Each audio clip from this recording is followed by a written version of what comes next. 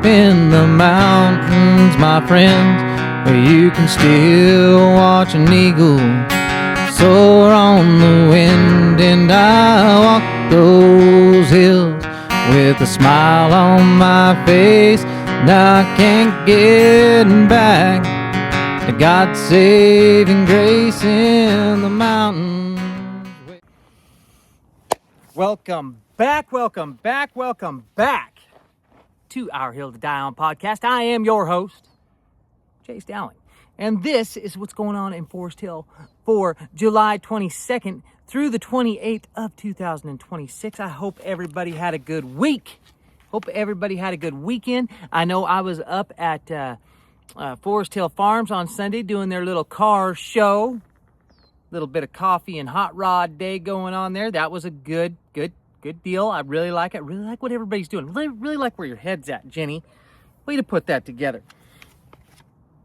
You know, just got regular stuff going on. Gonna post the calendar right here, so we don't have to go through that. You don't have to tell me you don't have to listen to me tell you everything that's going on during the week. But we're gonna hit a couple of things. Couple key points before we get into it. But before we do that, we're going to hop right into this week's Banana Belt Weather Report. Thanks, Hannah.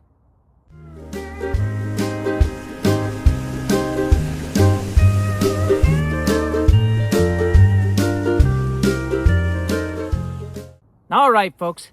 Hannah brings us another good one here. It's going to be a little short, but, you know, it's summer. Right? There's only so much you can do with the weather forecast at this point. There's not like we have a storm coming through. It's just hot. It's just hot. She says, be sure to protect those toes while they're touching grass this week because we have another scorcher coming our way. Today, Wednesday, brings mostly sunny skies and a high of around between 86, 89 degrees. And then Thursday will feel just about the same with abundant sunshine. And it's going to be shaping up for another beautiful weekend. Friday stays hot and sunny, while Saturday looks to be the hottest day of the week with highs up to around 90, let's just say.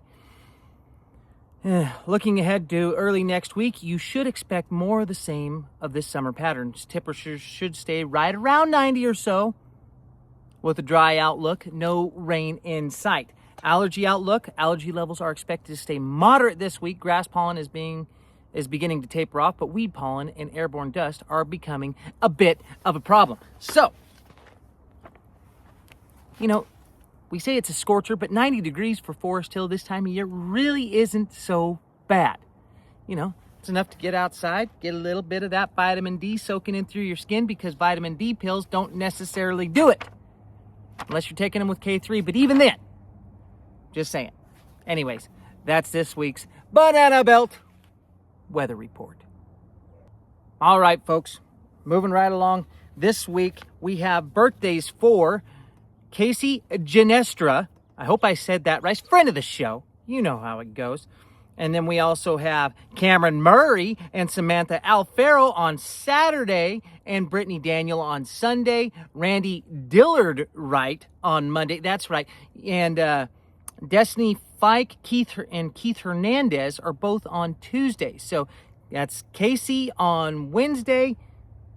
Let me see, Cameron and Samantha on Saturday. Sundays, Brittany Daniel. Monday, Randy Dillard. Right. You know, Randy, now he lives in Reno. Grew up here in Forest Hill. Good friend.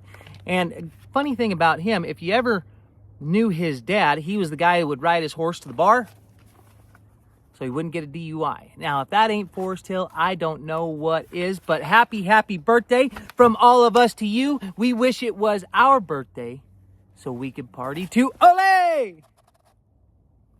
Ole. That's right. Anyway, moving right along. We're going to have a couple things. There's like chamber board meetings on Thursday, Forest Hill four-wheelers. You have, you know, Mountain Club's got its normal stuff going on. Everybody's Inn's got its good food going on. What else they got? They got Forest Hill's got its pool board meeting next Tuesday. And yeah,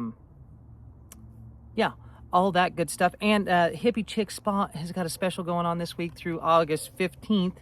And Happy Mouse got a pina colada dirty soda going on.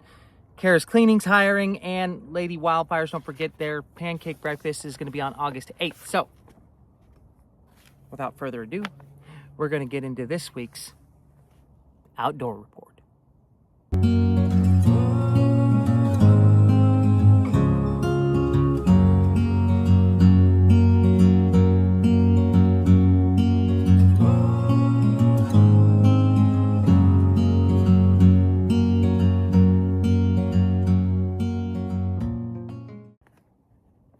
All right, folks, it's hard to believe, but this week we're already about a third of the way through summer.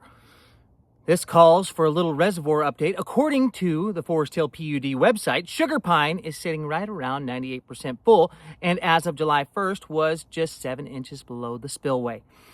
That's fantastic for this time of year and means plenty of water for local water supply. As of July 18th, French Meadows Reservoir is holding a whopping 106% of what is considered normal for this time of year. Now, whether you're boating, fishing, paddling, or just escaping the heat, our local reservoirs are looking great as we head deep into summer. You know, and for not getting that much rain this last winter, we're doing really, really well. I mean, really well. So, this week, I'm giving a weekend adventure recommendation. If you've never done it yet, or maybe you have and know that it's worth a repeat, take the family out to Big Trees Grove this weekend. It's out on Mosquito Ridge Road, about 24 miles from town and 11 miles from French Meadows. And it's an easy walk that lets you wander beneath towering old-growth giant sequoias that have stood here for hundreds of years. It's actually the northernmost naturally occurring grove of giant sequoias on Earth, and is honestly a hidden gem. It really is a hidden gem. It's a perfect outing for anyone looking to slow down and enjoy one of the most peaceful corners on our beautiful hill. The trail is less than a mile long, mostly flat, and offers plenty of shade, which makes it a great escape from the heat. You can also pick up a brochure at the trailhead that will give you good information on exactly what you're looking at. Go early in the morning, pack a picnic lunch, and take a few minutes to appreciate the trees that have been standing for centuries. Centuries. Northernmost naturally occurring sequoia grove on planet Earth. Sequoias, not to be confused with coastal redwoods, although they are the same family, they're not the same species. So, just wanted to let everybody know that. And with that said, thank you very much, Hannah Banana. And I know we only got a couple more good weeks of these folks, and then she's going to be back to teaching. Maybe we can still talk her into it. Not sure. We'll have to see. All right, folks. Oh, and as far as Andy goes, yeah, he was out jeeping he was out rock crawling in his Toyota, dropped by the house, borrowed the trailer because, well, let's face it, Andy doesn't have a trailer. He didn't want to drive the Toyota all the way there, so, you know, it happens. It happens. Anyway, I think he had a pretty good time. Forgot some stuff at home, had to have people. It's always something with Andy. Always something. Doesn't have his own trailer, got to borrow a trailer, has to have people bring him up all kinds of stuff from his house and all kinds of other things. Andy, for God's sakes, you're over 50. Get a grip on yourself. All right, everybody. That's this week's Outdoor Report.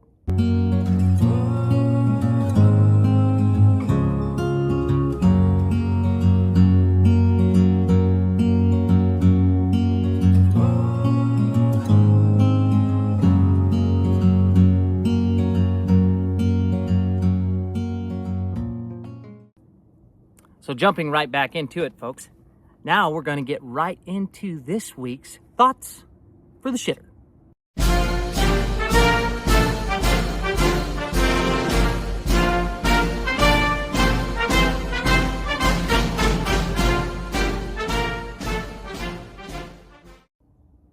You know, folks, this week I'm going to do a little different thoughts for the shitter. Not going to bitch about the government. No, I'm going to bitch about, well, bitches.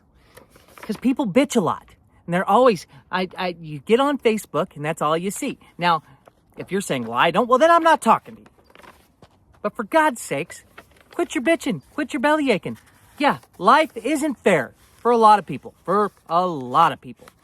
But you know what also isn't going to help? You know, it's going to keep it from being fair to you, the bitchers out there that want to just keep whining and complaining, is keep whining and complaining. Because as long as you keep whining and complaining, that means you're not concentrating on the real problem at hand. And that problem at hand is most likely your way of thinking. And it's probably not very positive. So now I know there's people out there that have a lot of issues and they actually have a good reason to bitch. You know what? And most of those people don't. Just saying. So, have you ever noticed that nobody's perfect? Nobody's perfect. Everything goes wrong in people's lives all the time. And the people that are the most successful end up picking themselves up the fastest. They address what's wrong with themselves and they move forward. That doesn't mean that they don't mess up. Matter of fact, they probably mess up more than anybody else because they're always trying new shit. Just saying. I'm tired of everybody being so dang negative all the time. And I know this is like a pick yourself up by your bootstraps type of thing, but for God's sakes, you got to do something, because if you just sit at home and whine and bitch all the time, you're never going to get off the couch and go do anything. Actually start working on yourself. Don't be saying every time something goes wrong in life, don't blame it on somebody else. Figure out what you could have done to make the situation better. Now, there are situations, I'll grant it, there's situations out there where you can't. I get it. A deer jumps out in front of your car, wrecks your car on your last tank of gas for $10 bill to get to work, and you get fired. That shit happens. But there's also the thing that, well, maybe I wasn't supposed to go to work that day, and maybe I was supposed to stay home and mow the neighbor's lawn for $10. It happens, right? You can find the silver lining in anything.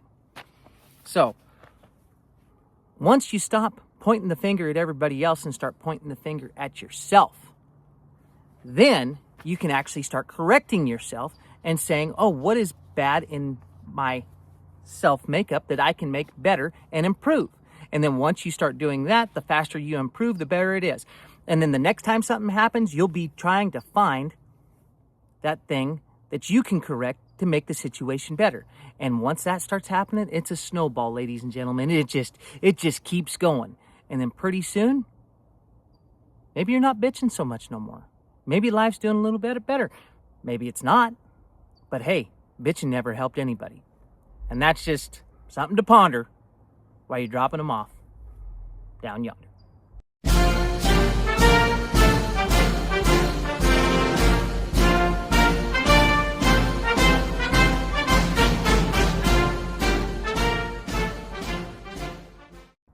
I know. Thoughts for the Shitter was a little harsh this week. But, you know, sometimes people got to hear it.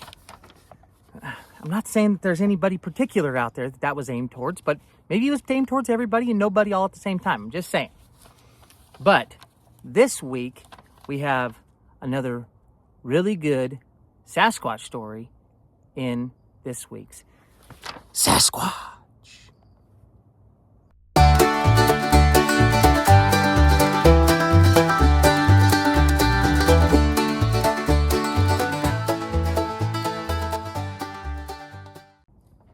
Now, one of the oldest and most chilling Bigfoot stories ever recorded wasn't told by a television personality or an internet storyteller. It was preserved by Theodore Roosevelt in his 1893 book, The Wilderness Hunter. And I've definitely listened to this a time or two in the old Timber Pro while I'm working. Now, Roosevelt admitted he could not verify the tale, but he believed the man who told it, an old trapper named Bauman, was honest enough that the story deserved to be recorded. Bauman explained that years earlier, he and a trapping partner had ventured deep into the mountains of what is now southwestern Montana. The country was wild, thick with timber, and so isolated that days could pass without seeing another human being. Soon after establishing camp, strange things began happening. Their camp was disturbed while they were away. Heavy footprints surrounded the area. Supplies were moved but not stolen, and both men developed the uneasy feeling they were constantly being watched. At night, they heard large footsteps circling just outside the glow of the campfire. Branches snapped in the darkness, but whatever was making the sounds never stepped into the open. They first assumed it was a bear, but the tracks and behaviors didn't seem to match anything they had encountered before. The stalking continued for several days, and the feeling of dread only grew stronger. One afternoon, Bauman left to check his trap line while his partner remained in camp. When he returned, the fire had nearly burned out and the camp was silent. His partner lay dead on the ground. According to Roosevelt's account, the man's neck had been broken during a violent struggle. Bauman believed the mysterious creature that had stalked them was responsible. Overcome with fear, Bauman collected only what he could carry and fled the valley, never returning. He spent the rest of his life convinced that something unknown had hunted them into those mountains. No one knows what really happened, of course. Skeptics argue it could have been a bear, another person, or simply a frontier tale that grew over time.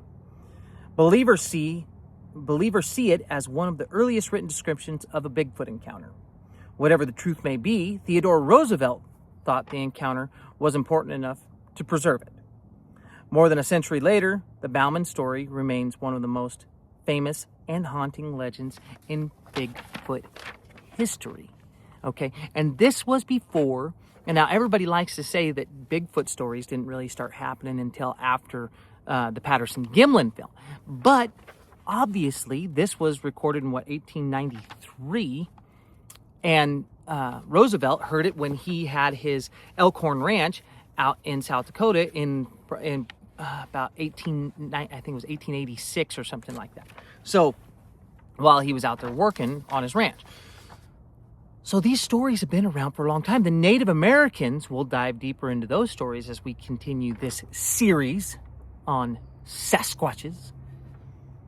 You'll see go back a lot further. So for those of you just saying, it's poppycock, not always true. There is some validity to these stories. And if you don't know, now you know.